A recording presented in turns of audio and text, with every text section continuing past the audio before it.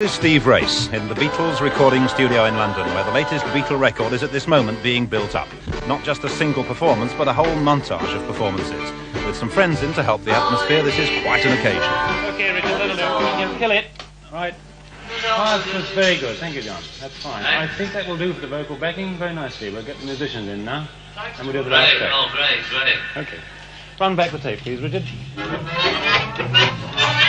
There's several days' work on that tape. For perhaps the 100th time, the engineer runs it back to the start for yet another stage in the making of an almost certain hit record. The supervisor is George Martin, the musical brain behind all the Beatles records. There's the orchestra coming into the studio now, and you'll notice that the musicians are not rock and roll youngsters. The Beatles get on best with symphony men. The boys began by making a basic instrumental track on their own. Then they added on top of that a second track of vocal backgrounds, and they've just added a third track. Now comes the final stage. It brings in a solo vocal from John Lennon, and for the first time, the orchestra. Here then is final mixed track, take one, of a song which we offer to the whole world. All You Need Is Love. All right. We ready? Let's go for it then. Hands on musicians, please. Get them on. All right, here we go then. We'll send the tape. You ready, Richard? Just coming. Okay, Jeff? Yep. All right, here we go. Okay, Richard? Here comes the tape. Watch it. Copy from the original backing track. 2, 1, 3.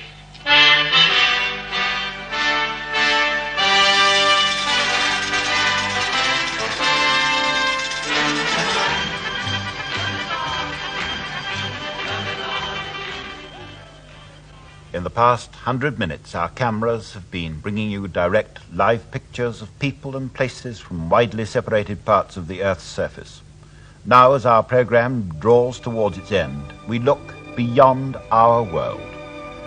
Our world is a tiny planet orbiting the sun in the cold, dark emptiness of space. The sun is one of 10,000 million stars in the detectable universe. This television picture can go round the Earth in a fraction of a second, would reach the sun in 8 minutes, but would not reach the nearest star, Proxima Centauri, until September 1971, when our babies born today might be starting to read and write. Could there be other worlds like ours? Most astronomers think there could, perhaps even many thousands others, all capable of supporting life, orbiting round other stars like our sun. We will never visit them, and nor will the babies born today. But we are already 10 years into the space age.